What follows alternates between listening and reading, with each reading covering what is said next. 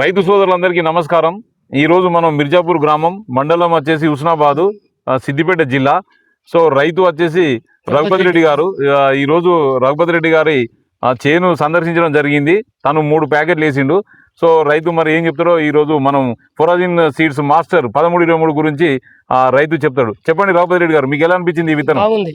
బాగుందా? ఏం నచ్చింది? ఏం గమనించాలి ఇందులో మీరు? ఇలా పురుగు తట్టుకునేది శక్తి ఉంది, గింజలు మంచిగా మొలుస్తున్నాయి. ఓకే, ఒక్క గింజ పోకుండా మంచిగా మొలిచినాయి. ఓకే, అన్ని విధాల ఇది బాగుంటుంది.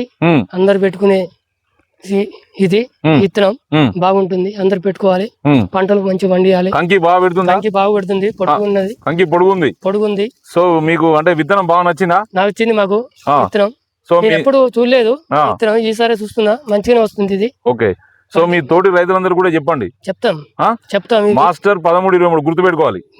చెప్తాను, అందరికి చెప్తాను ఇది విత్తనం. రైట్ అండి, థ్యాంక్ యూ.